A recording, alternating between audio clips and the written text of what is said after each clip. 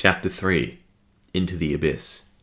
Simone's account of the Ceneva might have seemed fanciful at best, but like I said, we had an agreement to listen to one another. Reading more of the diary of the odd life of Kiros, a Ceneva man convinced by a ghost to lead an army, made me think of how our pact started.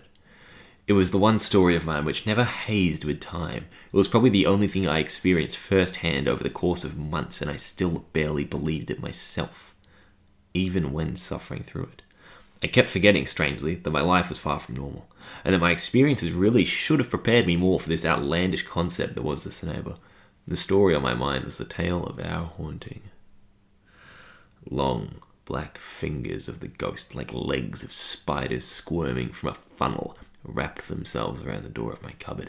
Tendrils of darkness, vessels of fear. I saw them from my bed and froze like ice. I felt cold. The air was solid around me. My muscles were strained. I couldn't move, let alone shiver. The fire of fear in my stomach fermented. I remembered seeing the figure, smelling the rotting flesh on its skin, and realizing that the dead could walk. There's something truly horrifying about a haunting, or at least a series of events perceived as one. Growing up, hearing stories of my dad and his heroics, there was always the sense that problems and fears could be overcome, solved either vocally or physically, with Dad's stories more often following the latter method. However, when the threat was dead, deceased, departed, no longer physical, no longer living by the laws of nature which you'd come to understand, or by motivations which you'd become accustomed to knowing, how did you deal with it? I used to dream about the ghost, and my mother accused me of daydreaming wherever I'd see him in my room. He would haunt me in my sleep, invisible, chasing me through strange places which felt familiar. Sometimes in these dreams I could fly, but it would never work as expected, and I would always fall to earth at the worst of times. The sky would tease me, begging me to leap into its embrace and sail through its blue mist.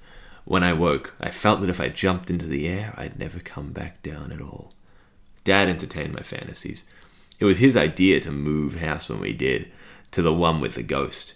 He believed me, if only to let me get it off my chest and not bottle it up. He, however, could never offer a solution that seemed real to me. How did you get rid of something that you couldn't touch? I talked to Simone about what I was seeing. I was 11, a young and impressionable boy. She was 13, old enough to feel that she was too cool to believe in ghosts or talk to her younger brother. Her room had stopped being a shrine to Pink and was now a temple to greater gods of the decade, grunge rock bands. "James, I think Mum's right," she said to me, and she was a teenager, so she knew more things than I did. "A ghost sounds stupid, plus when it happens, you can't move and you don't yell. Unless you're stupid, that's what happens in dreams." After that analysis of the situation, I felt immediately invalidated and decided to keep it to myself. If half of my family wouldn't believe me, then who would? I started school at Leslie Grammar soon after, and I stopped seeing the figure. Still, home felt oppressive. It creaked and moaned, and even the best of lights couldn't scare away the corners of darkness which lurked. I stopped talking to my family about how I felt, and emotions started to bubble. My inability to make friends at my new school had me feeling worthless, and at home I felt so cramped. I'd go to bed early, I'd wake up late, and I'd still be tired all day. I had the appetite of any young boy and would eat to fill it, but started to lose weight. I became thin, badly so. Beyond that, my grades started to suffer, and not even my fear of authority could lift them. My need to do well was barking at me, but through a soundproof wall. I couldn't force myself to do anything about it, or anything at all. The doctor told my mum it was depression, and for what reason a child could become depressed, none of them would suspect. I knew it was the house, and I knew that the label was wrong. The ghost was doing this. I didn't know how, but I didn't know that the best solution was to be out of the house, away from the people who didn't believe what I was going through. I joined a plethora of activities, much to the surprise of my parents, who believed that I couldn't muster the motivation to do anything at all. I would leave the house well before every school day and return home well after I was expected. I regained weight and even started getting my first scrags of muscle. I made new friends and acquaintances. I felt happier, and despite my lack of time to dedicate to school, I improved my grades. Each day when I stepped back in the front door, I felt my energy drain immediately. The fires in my stomach, which glowed with hot joy, became awesomely smothered. Each day I promised that I would spend less time at home on the next, planning to only come home to sleep. Mum and Dad stifled these plans. Although it wasn't because they were concerned. They saw that I was happy and that I was doing well. They just wanted to see their son around and safe at home. I came home early one day when I was 14. Band had been cancelled and I was forced to arrive home on time. As I approached the house, I could hear yelling coming from inside. It was Dad. He was in a rage, his fury burning through the air. I stopped short of the door, looking to the driveway. Only he was home, and Simone had debating on at school. I didn't particularly want to enter, as I didn't like being at home in the best of times, but I resolved to see what the issue was. If nobody believed my stories, the least I could do was entertain their issues. I opened the door. A large shadow had pooled in the corner of the kitchen that I could see from the hallway. Dad hushed to the sound of the open door. The shadow scuttled like thousands of spiders running in each direction. Dad eased his way towards the hall and poked his head around the corner of the kitchen. "You're home early," he said, surprised. "Yeah, for once," I replied. His face flushed red, but he spoke no further of what had happened. That night, he and Mum were to leave for a weekend trip to Sydney with their friends. They were to leave us for 2 nights to fend for ourselves. The pantry was full of food. Mum was Italian and never left a cupboard unstacked, so it was expected that we cook our own dinners. Dad looked apprehensive to leave. He gave me a knowing, guilty look as he got into the taxi. He made sure many times to give me the number of the hotel they were staying in and told me to ring if we needed to. Later that night, Simone was chopping up vegetables in the kitchen. The kitchen bench overlooked the lounge area, with the couches, TV, and fireplace.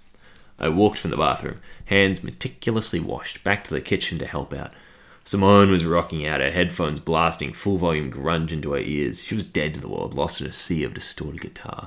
As I passed the couch, I noticed a whistle coming from the chimney. Air chimed as it came down. It was a strong wail, and by the window next to the fireplace, I could see that it was a completely still night outside. My eyes stayed locked to the bizarre whistling fireplace. There was a great whoosh, a harsh gust burst down the chimney. A cloud of ash, thick and dark, discharged into the room. Black flakes danced, but amongst them ones burned red and orange hot. They looked to settle, floating, but did not fall. I continued to stare, stunned that they could stay afloat. Chilling cold came over my body, not imagined, and my skin bubbled into goosebumps. I managed to crane my head towards Simone. Her eyes were on the vegetables, oblivious. "James Gray," a garbled voice groaned like an asthmatic growling through an oily rag. "You thought you could run to escape me. I'll have my payment." The voice was coming from the ash cloud, but bouncing perfectly off every surface. The echo sustained as the cloud congealed. The particles span around each other in a vortex. They stretched high, and then into a form. The orange embers glowed fiercely within the gargled silhouette of a man. They projected evil and malice. I screamed. What more could I make myself do? I screamed Simone's name, but only a forceful whisper could escape my lips. "Simone!" I yelled again, desperate for her to hear me. Again, my throat betrayed me. Hot breath flushed out of my mouth, carrying only an inkling of sound. This only happens in dreams. I snapped to the thought. But when I had gone to sleep, I'd lived the full day, the entire uneventful day. No, it's not a dream. I held to my convictions. Mum's wrong. This is real. Simone will see it. "Simone!" I cried again, my head snapping to a position. Her headphones blasted into her ears. She hadn't looked up yet, and she wouldn't look up now. "Simone!" I gave one last desperate attempt. The hot ashes swirled into a grin. I did the next most obvious thing. I ran. I leaped off one foot, turning to pounce away, and hung in the air between strides. I expected my left leg to come forward, to hit the ground, to stride me farther away, but it didn't happen. I commanded my leg forward as fast as I could move it. I needed to sprint, but there it hung, swinging like a rope through treacle. It hung in the air bizarrely, barely even falling and barely moving forward. Like running in a dream, I realized as my foot crashed into the floor. My step was frictionless. My foot slipped on the hardwood, getting me no further with no haste at all. I snapped my head back to the ghost. I could do that without hesitation at least. And he glanced at me with glowing ashes. His smirk thickened and his form changed. My breath turned furnace hot as I gasped between useless steps. My neck was burning, a fire building and raging in the biggest bone at its base. You couldn't feel this kind of pain in a dream. I clasped at my neck, easily able to move my arm to it. The skin was hotter than red coals, and I grabbed it harder, but the pain became so intense that my dumbly placed legs gave up under me. Suddenly I fell to the floor, at a pace which was regular, but now felt 5 times too quick. My head slammed into the wood. Finally, Simone looked up. "James?" she yelled. Her voice was full and frightened. A real yell. She threw her headphones to the bench, and I could hear her feet scrambling, but I couldn't open my eyes to look. I was in too much pain. Magma born in the core of the earth, was charging through my bones, radiating from my neck outwards. I crumbled on the floor, a mess of these sensations. Overhead in the hallway, a calm breeze formed, then gusted. Simone fought it to get to me, but it bellowed down the hallway of the house, despite even the closed doors, and knocked a lamp from its perch. Porcelain rained as its stand hit the ground. Unable to bear the heat in my body, I passed out. I awoke on the grass. It was dark, and the sky above was clear. I could see the stars in the sky, smeared across it, twinkling innocently. Looking into the void of space made me cheerful. Space was full of possibilities, stars so distant yet holding so much potential, unreachable.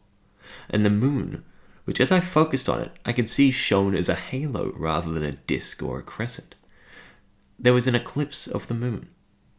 Eclipse of the moon? Hang on, I jolted upright. Simone jumped. She sat near me on the grass in the backyard, shaking. The house's portable phone was clung to tightly in her black, ashy hand. "James," she shrieked, startled. "Oh, thank God," she sighed. "You're alive, you're alive." She hugged me tightly, practically grappling me into the ground. I could see the halo of the moon again now. I'd seen it before, if only once, but I never realized the impossibility of it. "Did you see it?" I asked, my words slurred. I must have sounded delirious. "Did I see it?" she shrieked, shaking me upright. "James, I'll never disbelieve you again. That's what you've been seeing?" No, not the ghost," I said, limply hanging in her embrace. My head tilted upwards. "The moon," I pointed. But as I looked again, it was normal, just a crescent in the sky. "James, that's the moon. I'll admit it's pretty," she said. "But, James, that demon," she spat the word with such intent.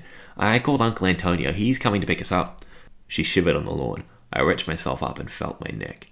It was still hot. What happened, I wondered. I glanced at the back window of the house, and although I didn't see the ghost, I knew he was in there. I could feel him. "Change is coming."